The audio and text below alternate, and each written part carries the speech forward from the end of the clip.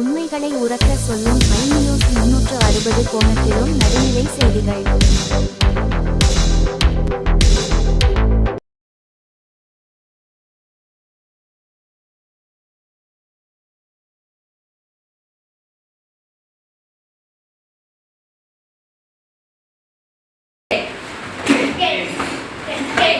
அனைவருக்கும் வணக்கம்.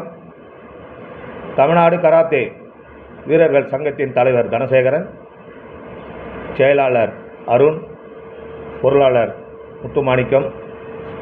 நாங்கள் இந்த சங்கத்தை துவக்கி 2 வருஷம் ஆகுது. இந்த சங்கம் துவக்கப்பட்டதுக்கு காரணமே இந்த தமிழரின் தற்காப்பு கலைக்கு அங்கீகாரம் இல்லை. ஆனால் தமிழ்நாட்டில் பார்த்திங்கன்னா அங்கீகாரம் இருக்குது அப்படின்னு சொல்லி ஏழை அப்பாவி மாணவிகளை ஏமாற்றி நிறைய ஊழல்கள் பண்ணிகிட்ருக்காங்க. இது சம்பந்தமாக தமிழக அரசுக்கு பல புகார்கள் கொடுத்துருக்கோம். அதனால் ஏழை குழந்தைங்களை காப்பாற்றணும், இந்த அப்பாவி கராத்தே வீரர்களுக்கு அங்கீகாரம் கிடைக்க அரசுக்கு குரல் கொடுக்கணும் அப்படின்ற அந்த எண்ணத்தில் 2 வருஷத்துக்கு முன்னாடி துவங்கப்பட்டது தான் தமிழ்நாடு கராத்தே வீரர்கள் சங்கம். இந்த சங்கத்தில் இன்றைக்கி 12 மாவட்டங்கள் இணைஞ்சிருக்காங்க. நிறைய மாவட்டங்கள் இணையத்துக்கு தயாராக இருக்காங்க. இது தமிழனின் வீரக்கலை. இந்த வீரக்கலைக்கு அகில இந்திய அளவில் அங்கீகாரம் இருந்தது. ஆனால் அந்த அங்கீகாரத்தை இழந்து கிட்டத்தட்ட 7 ஆண்டுகள் ஆகிடுச்சு.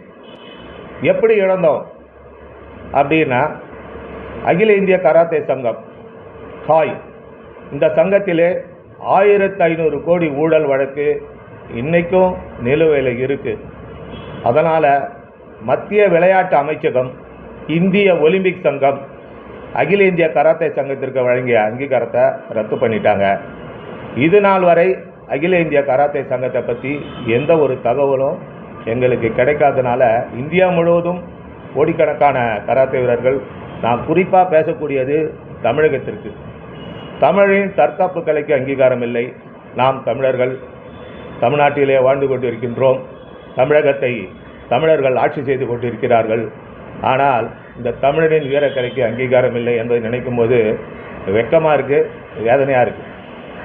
தமிழக முதல்வர் கோப்பை போட்டியில் 38 விளையாட்டுகளுக்கு தமிழக அரசு 38 கோடி ஒதுக்குறாங்க.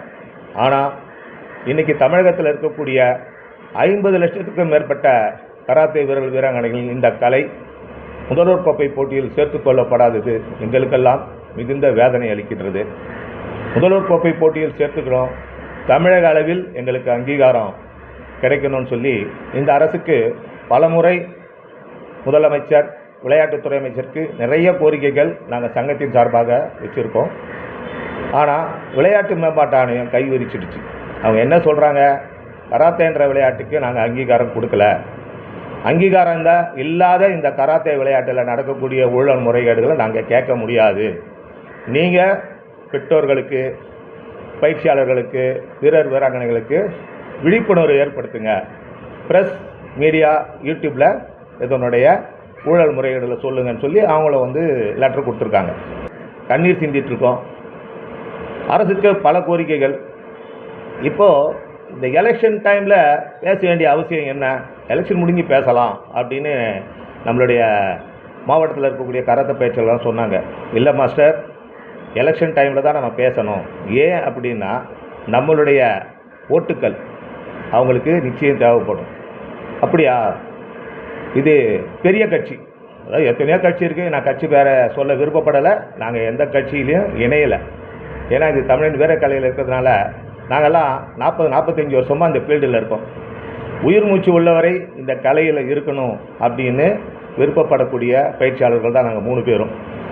அதனால் எந்த கட்சி சார்பாகவும் நாங்கள் பேச விருப்பப்படலை. எலெக்ஷன் டைமில் பேசக்கூடியது நோக்கம் என்ன அப்படின்னா, எங்களுடைய கட்சி கராத்தே கட்சி 50 லட்சம் வீராங்கனைகள் உள்ள கட்சி. இந்த 50 லட்சம் வீராங்கனைகள் பெற்றோர்களை கணக்கு போட்டிங்கன்னா 1 கோடி பேர் வராங்க. இன்றைக்கி இந்த கராத்தே விளையாட்டில் எங்களுக்கு 1 கோடி ஓட்டு இருக்குது. அதனால் அடுத்து அமைக்கக்கூடிய ஆட்சியாளர்கள் இப்பொழுது தேர்தல் வாக்குறுதி என்னென்னமோ சொல்கிறாங்க, 100கணக்கான வாக்குறுதிகள் அள்ளி வீசுகிறாங்க. நான் அடுத்து அமையக்கூடிய இந்த கட்சி தலைமைக்கு சொல்லக்கூடியது, எங்கள் சங்கத்தின் சார்பாக எங்களுடைய வீரக்கலை கராத்தே விளையாட்டை முதல்வர் கோப்பையில் போட்டியில் சேர்த்துக்கொள்வோம். தமிழக அளவில் எங்களுக்கு அகில இந்திய கராத்தே சங்கம் வேண்டாம், நீட் தேர்வு வேண்டான்னு சொல்கிறாங்க. அதை மாதிரி அகில இந்திய கராத்தே சங்கத்தால் நம்மளுடைய தமிழக வீரர்கள் இதுவரைக்கும் எந்த பலனும் அடையலை. வடநாட்டுக்காரர்கள் நம்மளுடைய தமிழக வீரர்களை மதிக்கிறதில்ல. எத்தனையோ போட்டிகளில் அடிச்சிருக்காங்க, எத்தனையோ போட்டிகளில் பெண்களை ரொம்ப அவமானப்படுத்தியிருக்காங்க. இதெல்லாம் கடந்த கால வரலாறு. அதனால் அகில இந்திய கராத்தே சங்கம் எங்களுக்கு வேண்டவே வேண்டாம்.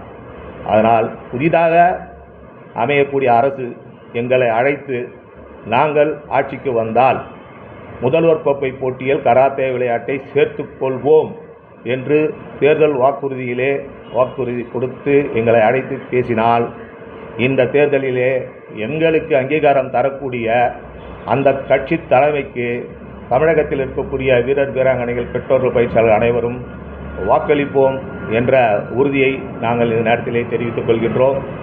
இது தமிழனின் வீரக்கலை, பாரம்பரிய கலை. இது வீரக்கலை என்பதற்கு நிறைய ஆதாரங்கள் இருக்கின்றன. ஒவ்வொருத்தரும் சொல்கிறாங்க இது வெளிநாட்டு கலை, இது ஜப்பான் கலை. அப்படியெல்லாம் கிடையாது. இது தமிழனின் வீரக்கலை.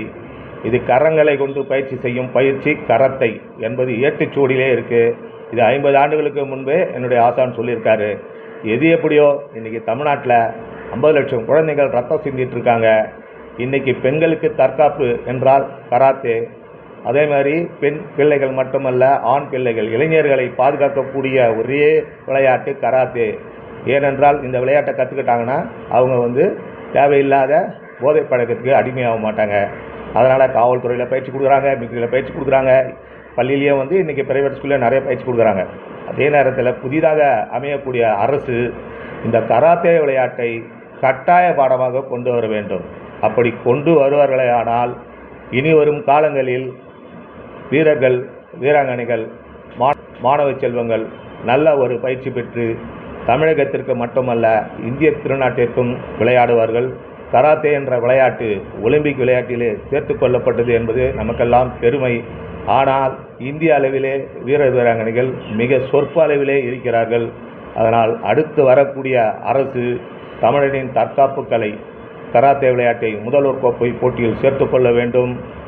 தமிழனின் வீரக்கலைக்கு அங்கீகாரம் தர வேண்டும். நிச்சயம் கிடைக்கும் என்ற நம்பிக்கையில் நாங்கள் தொடர்ந்து பயணித்து வருகின்றோம். தொடர்ந்து புதிய அரசுக்கு நாங்கள் கோரிக்கை வைப்போம். இது தமிழனின் வீரக்கலை, பாரம்பரிய கலை, தற்காப்பு கலை. நன்றி, வணக்கம்.